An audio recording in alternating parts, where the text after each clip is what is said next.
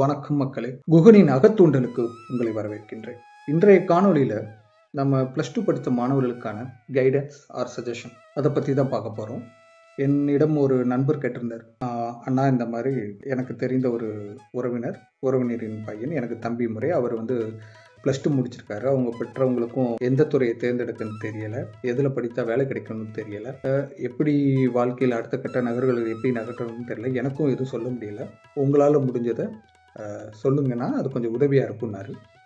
அவர் கேட்டுக்கொண்டதுக்கு என்னங்க தான் இந்த காணொலியை நம்ம உருவாக்குகிறோம். முதல்ல மாணவர்களுக்கு நம்ம சொல்கிறதுக்கு முன்னாடி உங்களுக்கு சில விஷயங்களை நம்ம பகிர்ந்துக்கணும்னு ஆசைப்பட்றேன். முதல்ல என்னென்னா, தமிழ்நாட்டில் சராசரியாக ஒரு வருடத்திற்கு 8 முதல் 10 லட்சம் மாணவர்கள் படித்து முடிச்சுக்கிறாங்க. அந்த 8 முதல் 10 லட்சம் மாணவர்கள் இளநிலை, முதுகலை எல்லாமே இருக்குது. அதாவது under graduate and post graduates. சரி, இந்த 8 முதல் 10 லட்சம் மாணவர்கள் படித்து முடிக்கிறாங்களே, அவங்களுக்கான வேலை வாய்ப்பு எந்த அளவுக்கு இருக்குது அப்படின்னு நீங்கள் நினச்சிங்கன்னா, உண்மையை சொல்கிறேன், வெறும் 40 முதல் 50% மட்டுமே, இல்லது 60%. இது அதிகப்படியான ஒரு எண்ணிக்கை. சரி, இந்த 40 முதல் 60% மாணவர்களுக்கும் உடனடியாக வேலை கிடைத்து விட்டதா அப்படின்னா கிடையாது. அதில் 6 மாதம் முதல் 1 வருடம் வரை அவர்கள் போராடித்தான் வேலை கிடைக்குது. சரி, அப்போ எந்த படிப்பு படித்தா உடனே வேலை கிடைக்கும்? பொறியியல் படிப்பு படித்தா உடனே வேலை கிடைச்சிருமா? இன்னைக்கு வீட்டுக்கு வீடு நாய் வளர்க்குற மாதிரி வீட்டுக்கு வீடு ஒரு பொறியாளர் இருக்கான். சரி, அப்போ வேற என்ன படிக்கலாம்? CA சார்ட்டர்ட் அக்கௌண்ட் படித்தா வேலை கிடைச்சிருமா?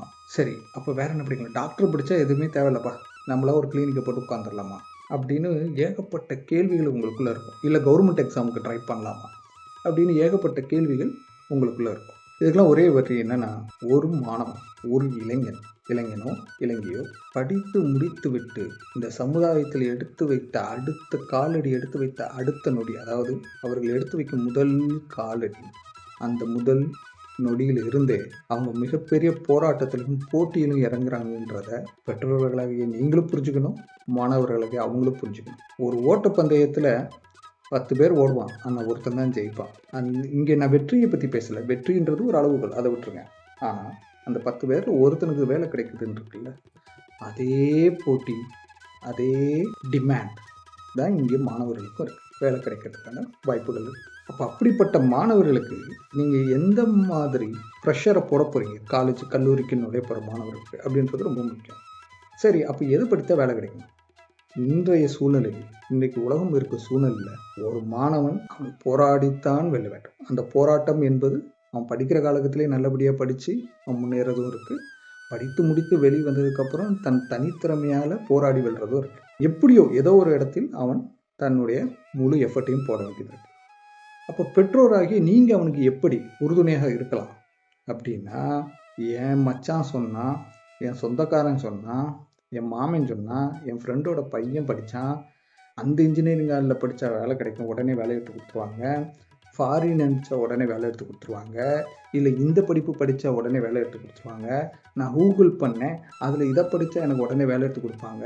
இப்படியான அழுத்தத்தை அவனுக்கு கொடுக்காதீங்க. இவனோட உட்கார்ந்து அமர்ந்து பேசுங்க. உனக்கு என்ன வரும், உனக்கு எதில் ஆர்வமாக இருக்குது, எதில் அவனுக்கு இன்ட்ரெஸ்ட் இருக்குது, அவனோட டேலண்ட்டை அனலைஸ் பண்ணு. அவனுக்கு இது நல்லா வரும், அவன் எலக்ட்ரானிக்ஸ்க்கெலாம் நல்லா பண்ணுவான், அவன் சின்ன பிள்ளையில் இருக்கும்போதே ஃபோனை நோண்டுவான், அதில் இருக்க எலக்ட்ரானிக்ஸ் ஐட்டத்தை ரிப்பேர் பண்ணுவான், இல்லை எலக்ட்ரிக்கல் ஐட்டம் அவனுக்கு இன்ட்ரெஸ்டாக இருக்குது, இல்லை அவனுக்கு மேக்ஸ் நல்லா வரும், இல்லை அவனுக்கு ஆராய்ச்சி படிப்பு ரொம்ப பிடிக்கும், அவனுக்கு விவசாயம் ரொம்ப பிடிக்கும், எதுவாக இருந்தாலும் சரி. முதல்ல பெற்றோர்கள் நீங்கள் புரிஞ்சிக்க வேண்டியது, கல்வி என்பது அறிவு. நீங்கள் படிக்க சொல்கிறீங்களே தவிர கற்க சொல்லலை. ரெண்டுத்துக்கும் உண்டான வேறுபாடு இருக்குது. படிப்புக்கும் கல்விக்கும் உண்டான வேறுபாடு இருக்குது. படிப்பு என்பது நீ மனப்பாடம் செய்வது, கல்வி என்பது நீ கற்பது. ஒரு விஷயத்தை உள்வாங்கி அது இப்படித்தான் செய்யும் என்றது நீ உணர்ந்து செய்வது. அதுதான் மாணவர்கள் கற்கணும் இல்லையா? அதுக்கு நீங்கள் அவனை ஃபோர்ஸ் பண்ணக்கூடாது. உங்களுடைய அறிவை இல்லை உங்களுக்கு தெரிந்த சில விஷயங்களை அவனிடம் புகுட்டாதீர்கள், அவனிடம் பேசுங்க, அவனுக்கு ஆர்வம் எது இருக்குன்னு பாருங்கள். இன்றைக்கி எவ்வளோதான் உலகம் ஒய்டரா ஸ்ப்ரெட்டாக இருந்தாலும், அதாவது விரிவாக இருக்கு இல்லையா, இங்கே ஆப்பர்ச்சுனிட்டியை உருவாக்குன்றதுக்கான சூழல் உருவாயிருக்கு. அதனால் அவன் விருப்பத்திற்கேற்ப அதுக்குண்டான படிப்பை முதல்ல கொடுக்கணும். ஆனால் ஒரு விஷயம் சொல்கிறேன், அவன் எது படித்தாலும் போய் போராடத்த வேணும். இன்றைக்கி மருத்துவ படிப்பு, நான் டாக்டர் ஆகணும், MBBS ஆகணும் கூட நீங்கள் நீட்டில் போய் அவ்வளோ போராடி தான் அவன் வந்து நீட்டில் பாஸ் ஆகி டாக்டர் ஆகணும். அதே போல தான் எல்லா படிப்புமே, படிப்பு கற்பது வேறு படிப்பது வேறு. கல்லூரியில் படிப்பது மட்டுமே உங்களுக்கு உதவாது, மற்றவையும் சேர்த்து கற்றுக்கொள்ள வேண்டும். அது அதுக்கடுத்தவன். இதுதான் பெற்றோர்களுக்கு உண்டான ஒரு சின்ன அட்வைஸ். சரி, இப்போ மாணவர்களுக்கு வரலாம். படிக்கலாம். முதல்ல நீ உனக்கு எது பிடித்திருக்கின்ற அனலைஸ் பண்ணு. அதற்கேற்றாற்போ நீங்கள் உங்களுக்கான தேர்வுகளை எடுக்கலாம். சரியா? சரி, நான் வந்து ஒரு படிப்பை தேர்வு செஞ்சுட்டேன். அது எதுவாக இருக்கட்டும். BSc maths, BSc science, BSc physics, BA, BCom, economics, commerce, இல்லையா, பிஹெச்டி, இல்லை பிஏ இன்ஜினியரிங்கில் CSC, IT, mechanical engineering, electrical engineering, எதுனாலும் நீ தேர்ந்தெடுத்து. அது உன்னுடைய விருப்பம். வேலை வாய்ப்புகளுக்கு நம்ம வருவோம். இப்போ பொதுவாக ஒரு சில செக்டார் ஆஃப் இண்டஸ்ட்ரீஸ் இருக்குது. அது என்றைக்குமே வந்து டவுன் ஆகாது, அதாவது ரீப்ளேஸ்மெண்ட் வராது. இப்போ நீங்கள் கேள்விப்பட்டிருப்பீங்க, எல்லாரும் அதிகப்படியான மாணவர்களும் சரி, பெற்றோர்களும் சரி, ஏஐ வந்து இந்த உலகத்தையே வேலை இல்லாமல் ஆக்க போகுது, ஐடியில் படித்தவனுக்குலாம் வேலை இல்லை அந்த ஏஐ படித்தவனுக்கு தான் வேலை அப்படின்ற மாதிரி ஒரு சூழல் இருக்குது. அப்போ அது எந்தெந்த வகையில் அந்த ஏஐ பாதிப்பு இருக்கும், எது படித்தா வேலைகள் கிடைக்கும். நீங்கள் இந்த சைடில் பார்த்துக்கிட்டே இருந்தீங்கன்னா உங்களுக்கு வந்து நான் சில ஸ்லைட்ஸ் போடுறேன். It will give you the clear definitions. So முதலில் அவன் படிக்க வேண்டிய சில செக்டார்ஸ், அதான் சொன்னார்ல, சில செக்டார்ஸ் நம்ம ஜென்ரலாக பார்ப்போமே. நான் முன்னாடியே சொல்லியிருப்பேன் ஒரு காணொலியில், எஃப்எம்சிஜி இல்லையா, food and dairy product industries வந்து என்றைக்குமே அதுக்கான டிமாண்ட் இருந்துக்கிட்டே இருக்கும். ஏன்னா நம்ம தினமும் சாப்பிடணும், தினமும் அன்றாட என்ன சொல்ல அத்தியாவசிய பொருட்கள், உணவுப் பொருட்கள், இல்லை நம்ம பயன்படுத்தக்கூடிய ஆடை பொருட்கள், இது எல்லாமே வந்து இருந்துக்கிட்டே இருக்கும். இது எவ்வளவு தான் நீங்கள் ஏஐ, ஆட்டோமேஷன், ரொபோட்டிக்ஸ் வந்தாலும் இதற்குள்ள உங்களுக்கு அக்ரிகல்ச்சரும் இருக்குது, இதுக்கிடையில் ஒரு மேனுவல் எஃபர்ட்டும் தேவைப்படுது, இதுக்கிடையில் processing. Food and dairy product based industries அப்படின்னு எடுத்து நீங்கள் படிக்கலாம். அதாவது அதை சொல்லணும்னா டெக்ஸ்டைல் இண்டஸ்ட்ரீஸ் இல்லையா, அக்ரிகல்ச்சரல், ரிஃபார்மிங்ஸ், இல்லை அந்த மாதிரி படிக்கலாம். சரி, அடுத்த கட்டம். அடுத்து என்ன? சரி, இந்த ஐடி துறையில் நான் இது படிக்கணும்.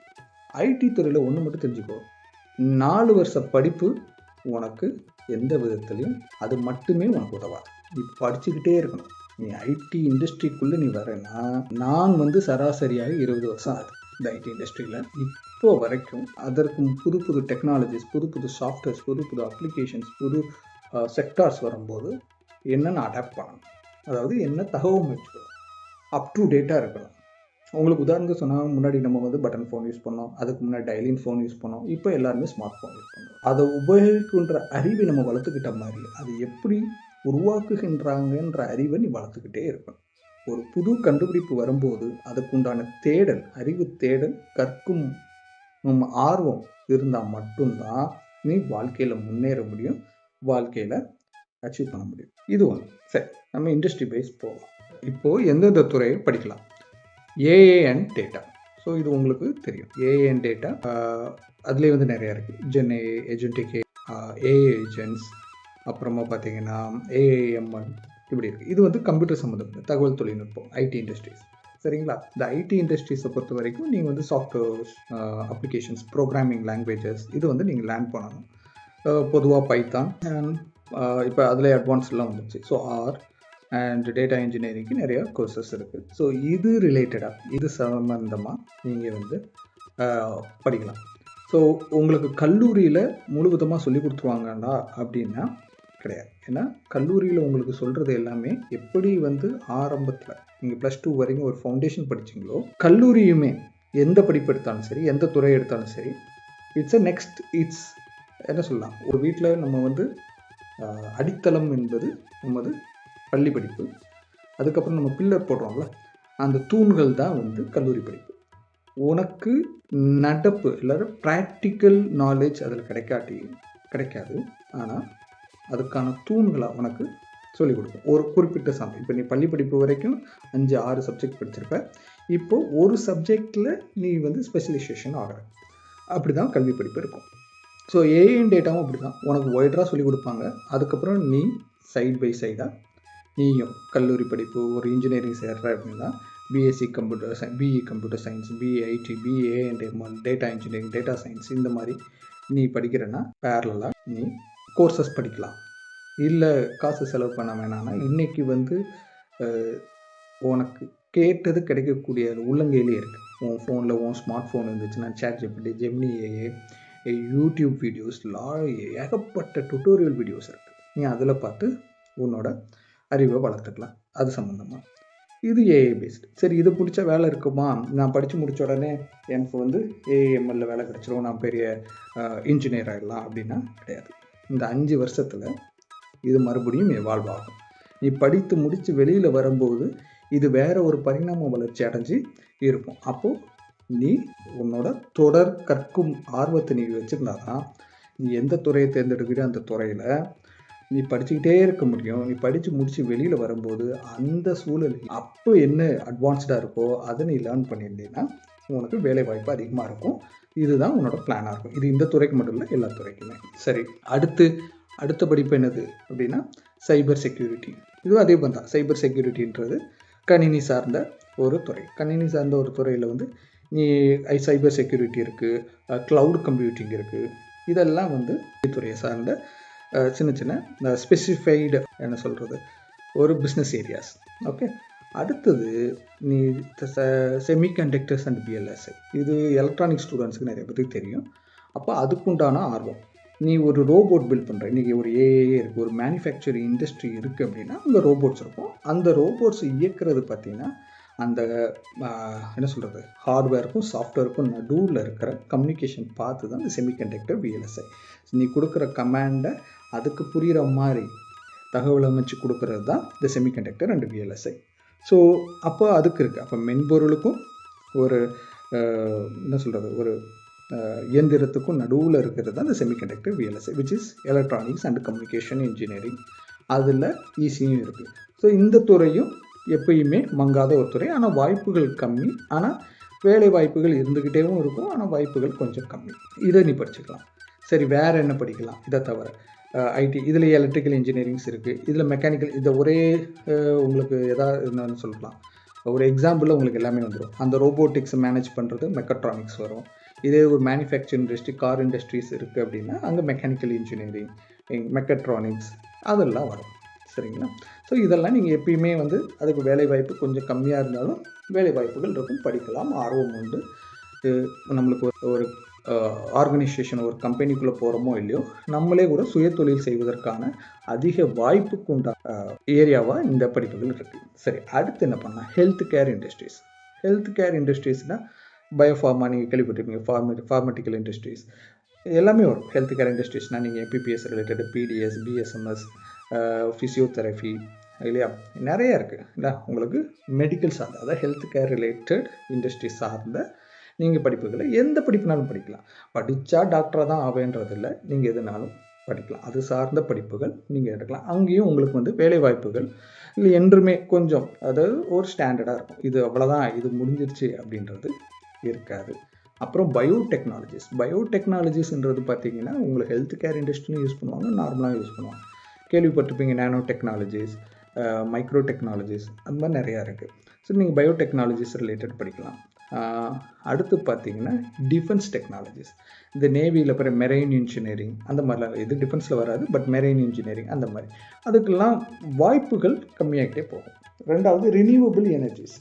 ரினியூவபிள் எனர்ஜி செக்டார்ஸ்னு பார்த்தீங்கன்னா இன்ஜினியரிங், பவர் ஸ்டார்ம்ஸ், அந்த மாதிரி நிறைய படிப்புகள் இருக்குது. நீங்கள் போய் கூகுள் பண்ணி பாருங்கண்ணா. ஒவ்வொரு இதாக போனோம்னா இந்த காணொலி வந்து 1 மணி நேரம் 2 மணி நேரம் காணொலியாக மாறிடும், யாரும் பார்ப்பீங்களான்னு தெரியாது. அதனால் நான் ரொம்ப ஷார்ட் அண்ட் ஸ்வீட்டாக முடிக்கிறேன். அப்புறம் ஃபின்டெக் இண்டஸ்ட்ரீஸ்னால் நான் சொன்ன மாதிரி காமர்ஸ், இ-காமர்ஸ். ஏன்னா பேங்கிங் அண்ட் ஃபினான்ஷியல் செக்டார் வந்து ஒரு மிகப்பெரிய செக்டார். ஸோ பிஎஃப்எஸ்ஐன்னு சொல்லுவாங்க அதை. ஸோ இந்த பிஎஃப்எஸ்ஐ செக்டாருக்கு உண்டான வேலை வாய்ப்புகளும் அதிகம்.